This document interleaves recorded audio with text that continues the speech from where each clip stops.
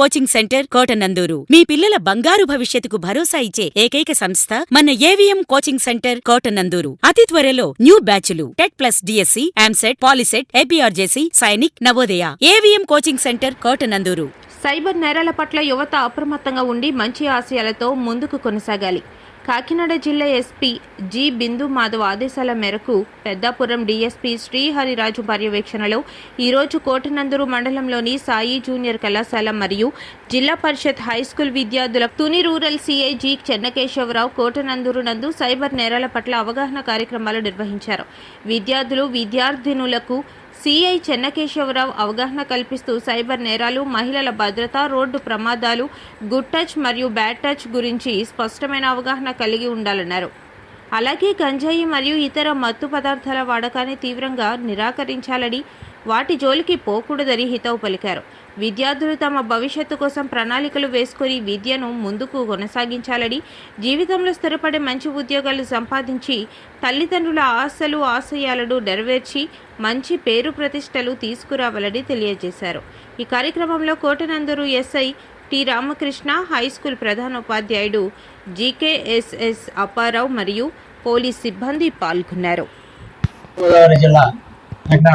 SP గారు శ్రీ బిందు మాధవ్ గారి యొక్క ఆదేశాల మేరకు ప్రతి స్కూల్లోను కాలేజీలోను పిల్లలకు ఈ యొక్క అవగాహన కార్యక్రమాలు నిర్వహించాలనే విషయమై ఈరోజు కోటనందూరులో సాయి కాన్వెంట్ లోను, అదేవిధంగా జిల్లా పరిషత్ హై స్కూల్లోను ఈరోజు ఎల్ఎంఎస్ ప్రోగ్రామ్ కండక్ట్ చేస్తున్నాం.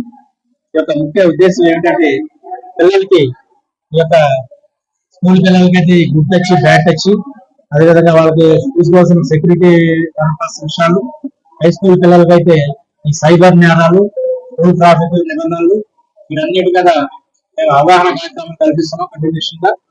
ఎందుకంటే భవిష్యత్తులో పిల్లలు సమాజానికి ఎంతో అవసరం కాబట్టి ఈ రోజు నుంచే వాళ్ళకి ఫౌండేషన్ మైండ్ సెట్ క్రియేట్ చేయాలని ఒక మా ఎస్పీ గారి ఆదేశాల మేరకు ప్రతి చోట ఈ కార్యక్రమాలు సీరియస్ గా తీసుకొని ప్రభుత్వం యొక్క ఆదేశాలను చేస్తున్నాం. ఈరోజు కోటనందూరు ఎస్ఐ గారు, నేను, హెడ్మాస్టర్ గారు, అదేవిధంగా ఇంతకు ముందు సాయి కాన్వెంట్ లో కూడా కార్యక్రమాలు చేశాం. ఈరోజు హై స్కూల్ నుంచి 6th నుంచి 10th క్లాస్ వరకు పిల్లలు 200 మంది పైగా హాజరయ్యారు. సాయి కాన్వెంట్ లో కూడా సుమారుగా 250 వరకు అటెండ్ అయ్యారు. అంటే ఈ కార్యక్రమాల గురించి అవగాహన కల్పించి, అదేవిధంగా ప్రతి హై స్కూల్లో వాటిలో కూడా ఈగల్ క్లబ్ క్రియేట్ చేసి ఈ యొక్క డ్రగ్స్ వాటిని పడకుండా అటువంటివి ఏమైనా ఉంటే ఇమీడియట్ గా పోలీసులకి ఇన్ఫర్మేషన్ ఇచ్చే విధంగా ఈగల్ క్లబ్స్ పేరెంట్స్, స్టూడెంట్స్, అదేవిధంగా టీచర్స్ తో కూడా కమిటీని వేయడం జరిగింది. ఇవన్నీ కూడా చక్కగా పనిచేస్తున్నాయి. ఇప్పుడే మాస్టర్ చెప్పినట్లుగా, హెడ్ మాస్టర్ చెప్పినట్లుగా ఎక్కడెక్కడ కూడా అటువంటి ఛాయలు లేవు ఈ యొక్క డ్రగ్స్ సంబంధించి. భవిష్యత్తులో కూడా రాకూడదని కోరుకుంటున్నాం. దానికి సంబంధించి సీరియస్ గా మేము ప్లాన్ ఆఫ్ యాక్షన్ తయారు చేసుకుని ప్రయత్నం చేస్తున్నాం. రోడ్డు మీద కూడా కంటిన్యూషన్ గా రోడ్ వెహికల్ చెకింగ్ గా కంటిన్యూ అవుతా ఉంది. ఏజెన్సీ నుంచి వచ్చే వెహికల్స్ ఏమైనా ఉంటే 24 hours మనకి వెహికల్ చెకింగ్ కండక్ట్ చేస్తున్నాం. కాబట్టి చాలా వరకు ఈ యొక్క డ్రగ్స్ తగ్గాయి. మిగతా విషయాల్లో కూడా పిల్లలకి అవేర్నెస్ చేసి జిల్లా అంతా కూడా చక్కగా ఈ కార్యక్రమాన్ని ముందుకు తీసుకెళ్లాలని తీవ్రంగా ప్రయత్నం చేస్తుంది. రెగ్యులర్ గా మన స్కూల్ కి ఈ వయసులో రెగ్యులర్ గా కాలేజ్ కి వెళ్ళి కొంత డిసిప్లిన్ తో మనం చదువుకోగలిగితే కౌమారదశ నుంచి ఇంపార్టెంట్ వయసు నుంచి చెప్పండి, యుక్త వయసులో అడుగు పెట్టడం అనేది ఇంటర్మీడియట్ వయసులో తప్పులు చేసేదానికి ఎక్కువ ఆస్కారం ఉంటుంది ఈ వయసులో. ఎందుకంటే ఇది సందిగ్ధ వయసు. మనం తీసుకునే నిర్ణయం కూడా కరెక్ట్గా ఉండకపోవచ్చు. ఇండివిజువల్గా మనం తీసుకునే నిర్ణయాలు ఉంటాయి. ఆ నిర్ణయం కూడా అంటే మనం చేసే ఏదైనా చర్య కూడా మనకు తెలియకుండానే మనం తప్పులు చేస్తూ ఉంటాం. అదేవిధంగా చెడు మార్గం వైపు కూడా తొందరగా ఆకర్షితం అయిపోయి చెడిపోయేదానికి కూడా ఆస్కారం ఎక్కువగా ఉంటుంది. మేము కూడా మీ వయసు దాటుకొని వచ్చిన వాళ్ళమే.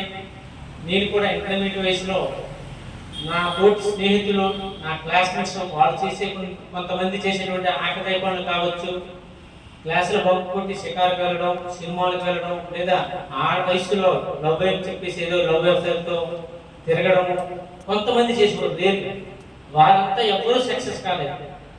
మేము అమాయకుల్లాగా రెగ్యులర్గా క్లాస్కి వెళ్ళి టీచర్ చెప్పేసి విని వాళ్ళతో దెబ్బలు తిని, ఏంట్రా ఎంత క్లాస్ వరకు దెబ్బలు తింటామంటే ఇంటర్మీడియట్ కూర్చోగా కొడుతున్నారంటే బాబు కొంచెం చనిపోయేవాడిని ఆ టైంలో.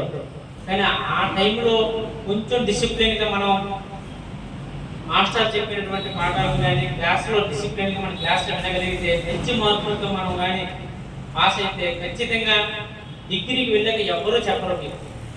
ఇంటర్మీడియట్ స్టేజ్ దాటిపోయిన తర్వాత డిగ్రీలో మొదలుపెట్టాక ఏ మాస్టర్లు కూడా నిన్ను చిన్నపిల్లల్లో చూడడం. నువ్వు ఒక గ్రాడ్యుయేట్లో అడుగు పెడుతున్నావంటే నీకు నువ్వే ఈవెన్ డిగ్రీలో క్లాసులు కూడా సరిగ్గా చెప్పాలి, అంత ప్రాక్టికల్గానే ఉంటుంది. నువ్వే నేర్చుకోవాలి, స్వతహాగా డౌట్ ఉంటే నువ్వే మాస్టర్ గారిని నేర్చుకోవాలి. కాబట్టి ఆ వయసు డిగ్రీ వయసుకు వచ్చేసరికి కొంత నాలెడ్జ్ కూడా పెరుగుతుంది, మనకి జీవితం గురించి భయం ఏర్పడుతుంది, జీవితంలో మనం ఏదైనా సాధించాలని ఒక తపన వస్తుంది. డిగ్రీలో మనం ఏంటంటే ఒక్కసారి ఇంటర్మీడియట్లో మంచి మార్కులతో మనం పాస్ అయితే నువ్వు ఆ స్టేజ్ దాటి ముందుకు వచ్చేస్తావు, ఆటోమేటిక్గా డిసిప్లిన్ నేను ఉండిపోతుంది. కానీ ఇంటర్మీడియట్లోకి వచ్చేసరికి తొందరగా చెడిపోయేందుకు ఆస్కారం ఉంటుంది. అది మంచిదే. ఎలా ఉంటుందంటే నీ ఫ్రెండ్ అయితే ఏముంది లేదా సినిమాకి వెళ్దాం, మళ్ళీ ఏముంది గంజాయి ఇస్తా, గంజాయి దొరుకుతుంది, మనం ఎక్కడో ఊరి చివరికి పోయి గంజాయి తాగుదాము, మందు బీర్ తాగుదాం రా, లేదంటే బంక్ కొట్టి సినిమాకి వెళ్దాం రా, లేదా చదువుకోవాల్సిన వయసులో అమ్మాయిని ప్రేమించుకోలేదు, ఒక అమ్మాయి అంటే వాడి టైం వేస్ట్ చేసుకోవచ్చు. ఇలాంటివన్నీ కూడా ఆ వయసులోనే వస్తాయి. కానీ ఆ వయసులో మనం తప్పు చేస్తే మన జీవితం